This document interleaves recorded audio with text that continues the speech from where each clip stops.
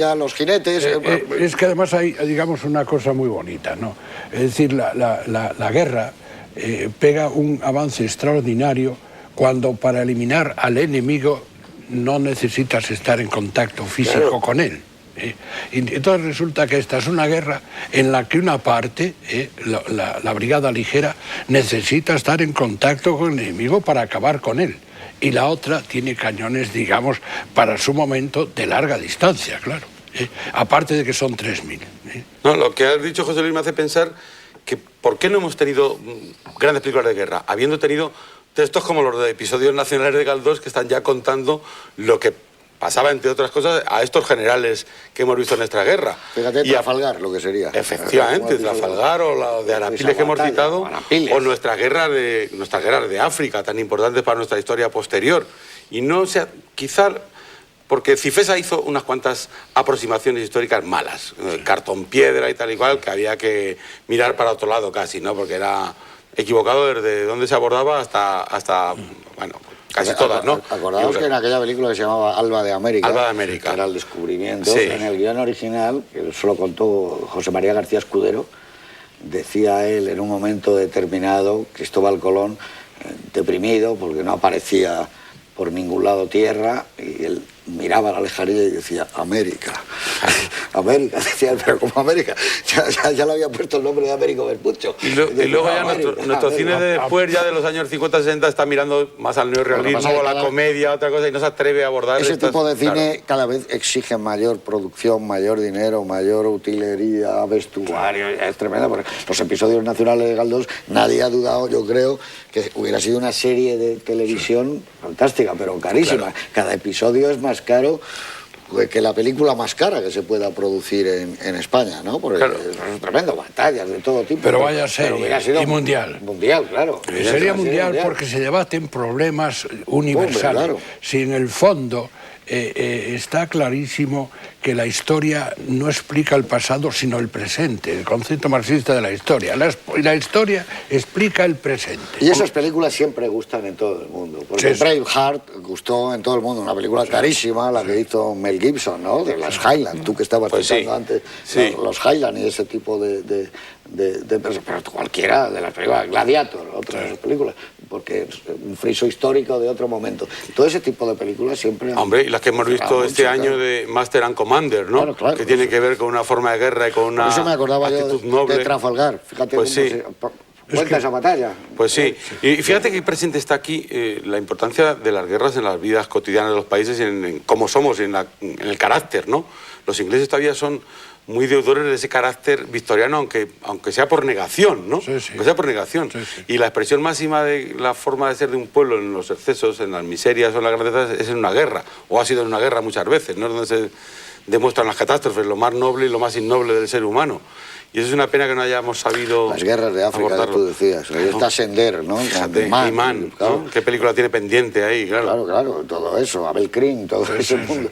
Eso, pero bueno, en las películas que a ti te gustan mucho, eso derivaba en las de la Legión extranjera. Que se han hecho muchas películas, ¿no? Pero es que tú has contado antes que esta es una película de altísimo presupuesto, de las más altas, claro.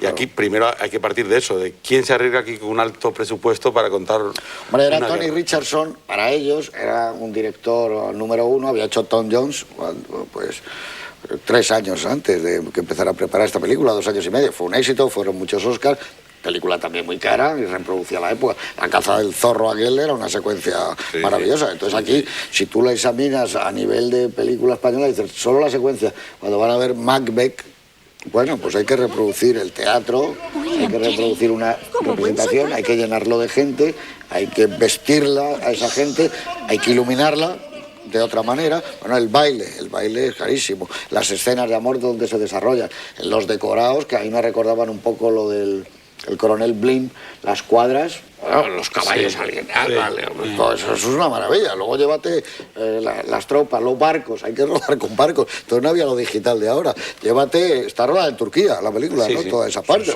Llévate la caballería.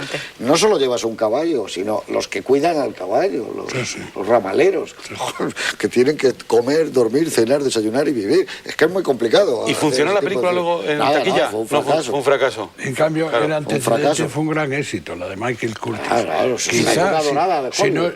Quizás si no hubiera sido un gran éxito, a lo mejor esta no se hubiera hecho. No lo sé, lo que pasa es que esto se hace el remake pensando que puede tener el mismo Esa época éxito. siempre les ha gustado mucho, porque Las Cuatro Plumas es el mismo, hablan, está moviéndose más o menos en este tipo de luchas coloniales que se llamaban, ¿no? Sí, sí. Claro, ten en cuenta que había en la India, podía haber un inglés por 1000 hindúes, ¿no? Uno, ¿eh? Sí, sí. Uno por claro, para mantener, porque en la India no creo que hubiera más allá de... ¿Cuánto podría haber de ingleses? Podría haber 3000 ingleses, no habría más. Sí, pero... Y todos viviendo maravillosamente y llevaban su medio de vida, que eso es lo que transmiten las películas. El té, la hora del té, eso no era sagrado. Tenía mucho, Jugaban al polo, se ve muy bien. Tenía mucho gusto. partidos de cricket. Mira, todavía ahora los indios y los indios en cricket y en polo son campeones del mundo, que dejaron, además del rechazo que hubo, naturalmente, para salvarse la colonia, cómo dejaron impreso en una sociedad tan distinta como era la India las costumbres, y ahí están todavía, ¿eh? Sí. Imperio en el campo de batalla importante. que antes de entrar en batalla tiene que comerse el huevo cocido y un desayuno que pone de los nervios, claro, al pobre Nolan, que está viendo que aquello es... Yo lo que no termino de entender, volviendo a la película, es, al final, qué es lo que pretende Nolan, el papel de David Henry, porque esa precipitación es que es muy ambiguo, ahí no está claro. Y dice, bueno, pues si eres un hombre, un gran profesional, viene de un territorio donde las luchas se supone que estaban más avanzadas de las que tenían los ingleses, tenía que haber dicho, oye, un momento, los cañones de estos, si nosotros entramos con la caballería y damos la carga, podemos en el primer envique perder.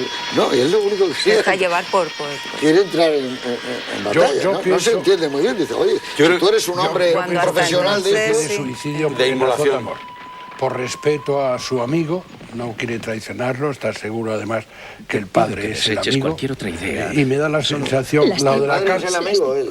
Sí, no, es el amigo. Ella querría que, yo creo que ella querría que el padre... Eso es bonito, que era ambiguo, eso es muy bonito, dice que ha pensado muchas cosas y todas inoportunas, dice ella, ¿no? Hay un plano muy bonito de ella dentro de la casa y los otros desdibujados fuera, cómo está llorando, ¿no? Y ve a esos dos seres que se van a ir a la guerra y que a saber lo que va a mí ser el momento de de la carta que me parece maravilloso, cuando se acerca a la borda y la echa al agua, al mar. A mí me parece que es un momento, digamos, decisivo. Se retira de ese triángulo. Ella está embarazada, seguramente ya está a punto de dar a luz o ya ha dado a luz, y él se retira. Y yo pienso que en el fondo, más o menos enmascarado, hay un suicidio. Yo creo que se retira del todo. Pero si hace eso, entonces está en la misma línea de todos los demás que están ahí en la guerra por cuestiones personales, se deja llevar también por cierta frivolidad, ¿no? Él se cree diferente, ¿eh? Y él afirma su diferencia y él se da cuenta en un momento que algo tiene que cambiar y él quizás se inmola. Quizá está ofreciendo su sacrificio porque cree que algo tiene que cambiar. Incluso lo teoriza, a todos los demás, claro, perjudica. Sí, si él está reivindicando un ejército. Él creo que quiere que muera ese tipo de ejército. Incluso que muera físicamente no le importa, ¿no? Muriendo él, también lleva la muerte a los otros. Y tiene que haber otra forma de guerra. ¿Y él tú crees que cambia la orden o no? Él quizá la pasa de una manera confusa, ¿no? Y él se pone a llevarlos por el camino de la perdición, porque quiere que acaben esas falsedades. Eso no es mi letra, ¿no? ¿Qué es lo que dice? Yo creo que todos repartiéndose, pasándose la culpa, ¿no? Por el papelito. Sí, al final es verdaderamente tremendo, ¿no? Es decir, que falta de dignidad en todos, ¿no? Sacándose el muerto de encima, ¿no? Y digamos, nuestro amigo Lord Cardigan, quejándose de que un indio insensato por nuestro protagonista, David Hemmings, que lo ha pasado. Como a un general de brigada lo pasa a un capitán. Ahí hay celos también, Juan Antonio.